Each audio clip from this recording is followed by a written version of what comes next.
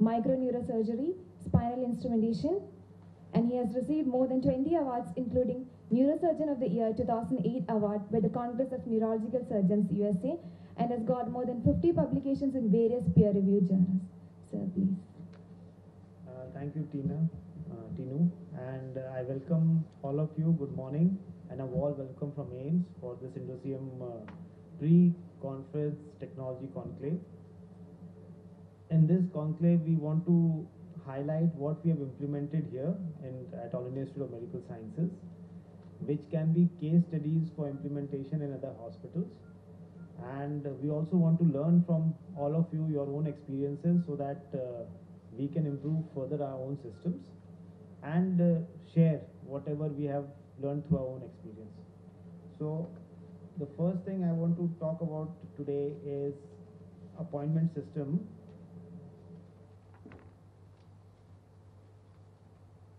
And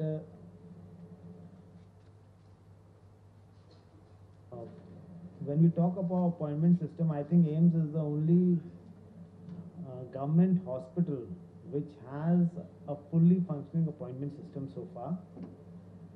And this hasn't happened overnight. It has taken a lot of effort. And if I take, I just want to share with you a story about it. If you look at the background, we get around 9,000 to 10,000 patients a day, and you add two relatives to each patient, so it becomes around 30,000 crowd coming in every day, minimum, into AIIMS. And the problem occurs because everyone starts queuing at 3 a.m. in the night or earlier, used to queue up earlier, for getting the OPD cards made. And as every department, although not having a definite limit to the number of patients they're seeing, they had a time limit, registration time limit, which was usually 11 o'clock or 11:30 a.m., beyond which cards would not be made. So the illiterate, uneducated patients had the biggest problem because they used to keep queuing up and they never got the cards made. The second point was that because it's such a large system in place, and in any system, people push the envelope to see where they can get a shortcut out. Similarly here, a lot of touts had mushroomed out who used to sell OPD cards, who used to do a lot of unscrupulous activity, especially on people who used to come from outside without knowing what they want. So we wanted to stop all this, and we were thinking how to get this done, although catching a few does not really affect the system at all. The third point is patients used to queue up multiple times. So there was not one queue, but at least 3 or 4 queues before they would be seen by the doctor. And at every point where they interacted, a human interaction, it gives rise to friction, it gives rise to a potential for bribe, corruption.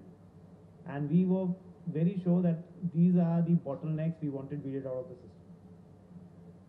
I'll just shift gears here and tell you about, most of you must be knowing about this Alice in Wonderland, a fantasy tale, which was written by Lewis Carroll more than 150 years back.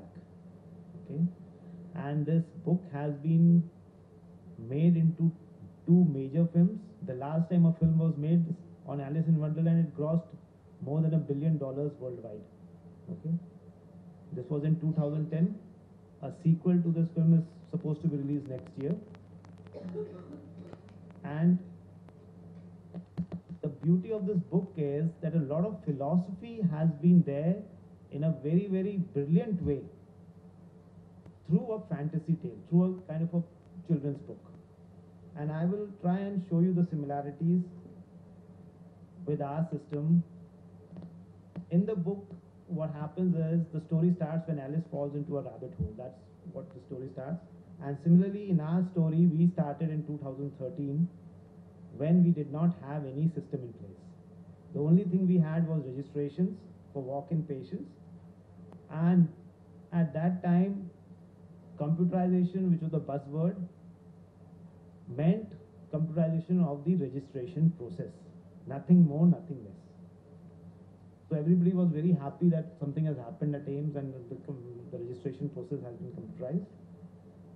And when we came in, when Dr. Mishra became the director here, he put in a lot of push for computerization. And so one of the thoughts was, why don't we have appointment systems? So when I said that, a lot of people were very offended. They said, what, are you crazy? Why should we have an appointment system? We are already flooded with patients. Why do you want to get patients through appointment here? So there was a complete disconnect when we talk about appointment system. Although the benefits are there for all to see, for those patients who are all standing there from 3 a.m., obviously they will not have to stand in multiple lines. They can take a date which is convenient to a doctor and location, room, whatever. So there's so many benefits. But because it's a market, seller and buyer market, and basically right now it's a seller's market, so there was no need felt for appointment system. So we started working on it, and we started revamping the registration module to fit in the appointment system. Now that's a gigantic task because the registration module was not made for any changes to cater to an appointment system. So then we got down, made a wish list. The most important thing that it should be common across all AIIMS, across all departments. AIIMS has around 7 centers, independent administrative centers, and they run as their own empires. They have their own system, their own different kind of policies going on. But although we wanted one system, we wanted those policies to be incorporated so that unless you have all stakeholders on board, you can never go online properly. We wanted the system to be highly configurable and allow auto doctor select. By saying auto doctor select, we wanted to emulate the Indian Railways reservation system. So if you look at the Indian Railways reservation system, it is that if you book a seat on the railways or a berth, you will be given any berth.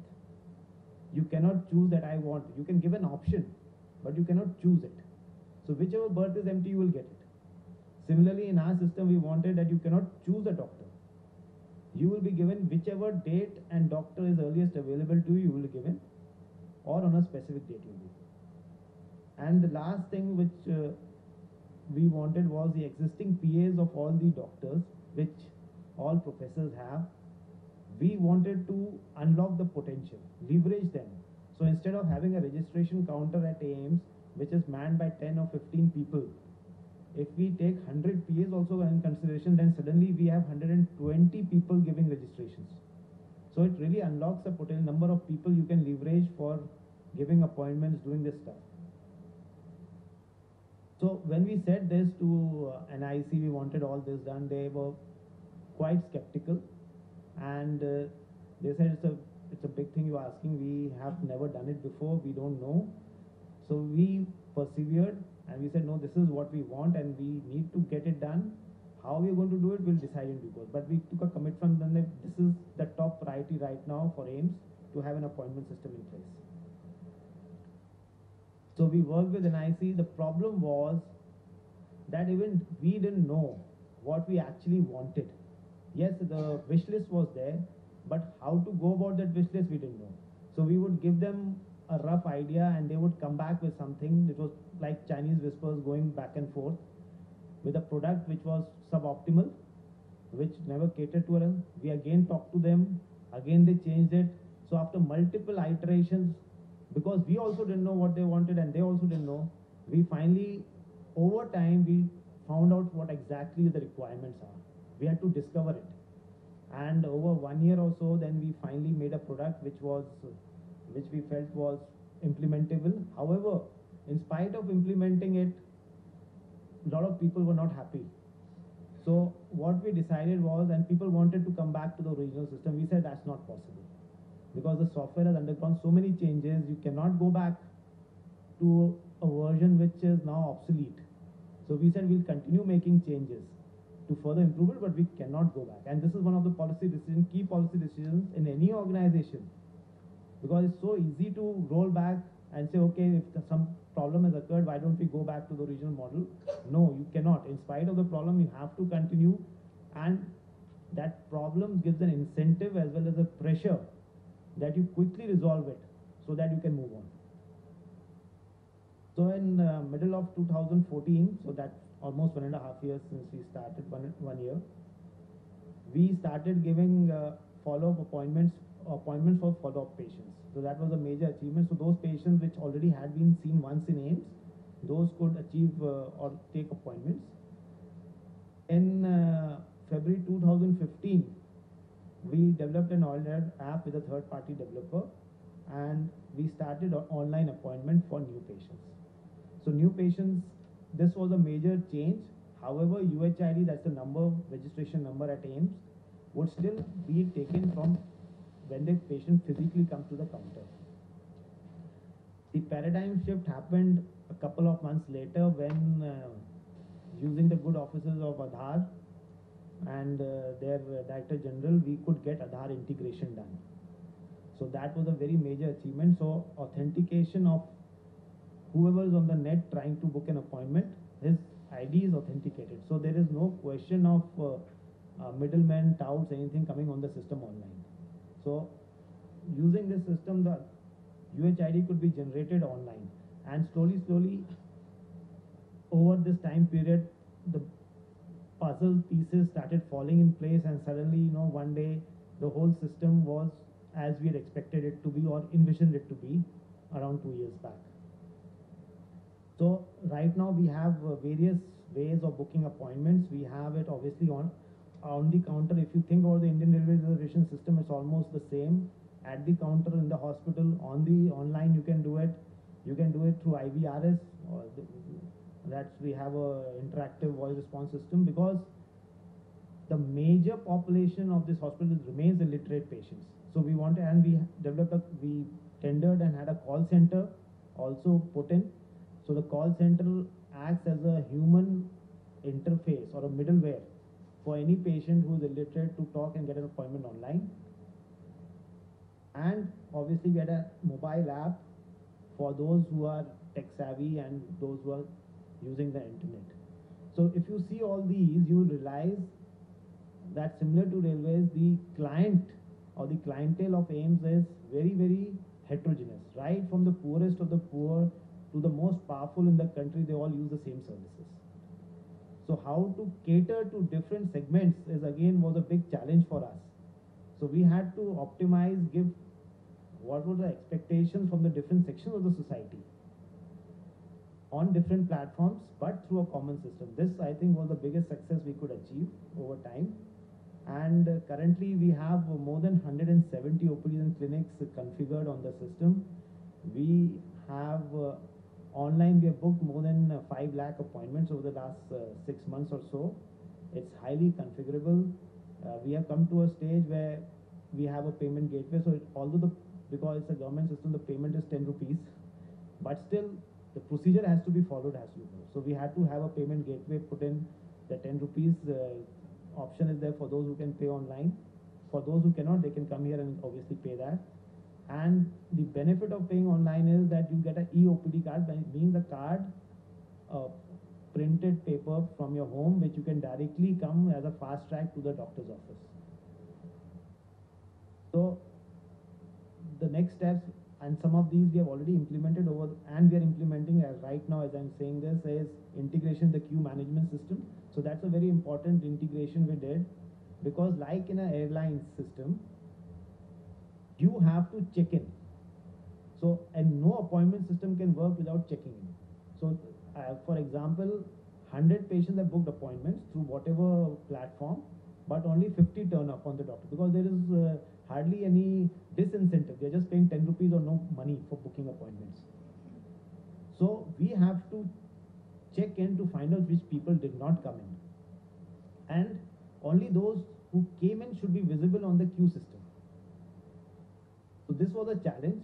So we have integrated both the systems so that only those patients who check in the registration counter in the morning will show up in the queue system, according to the queues which was previously given on the appointment. The second important thing we are working on is to give customized instructions. Now this is also something very new which we are testing out, is that if suppose you are a nephrology, you book an appointment in nephrology department.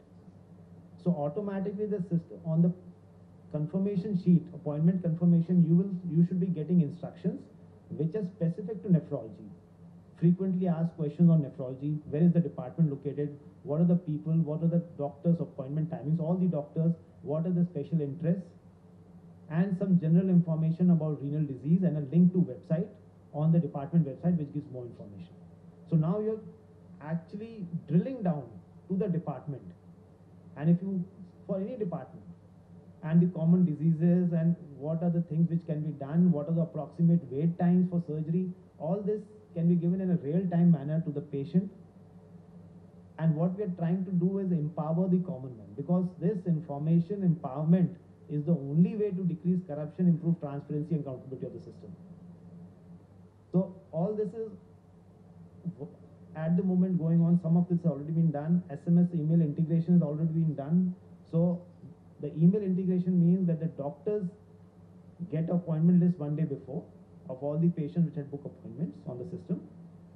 And the SMS means the patients get the SMS saying that this is the, if you want to cancel the appointment, this is what is to be done, and reconfirm the appointment, so that they we keep pushing that please cancel if you want to, please reconfirm if you want to. So it has been a very good journey. It has been an adventure for all of us, because we were not expecting any of this to actually come to this stage where we can be proud of the system, and we really are. And of the Digital India initiative, which the government of India under Prime Minister Modi did, they selected this project as one of the projects which should be rolled out nationally among the 5-6 projects they selected. And that was a feather in our cap, and we could push NIC, because any government organization requires a lot of push to get anything done. So we could manage to push NIC because of the directive from the PM office and everything, to make a system from whatever we had made, to make it agnostic to the hospital. So any hospital could plug in and get their system on board, this appointment system. And they have worked hard on it, and they have done it.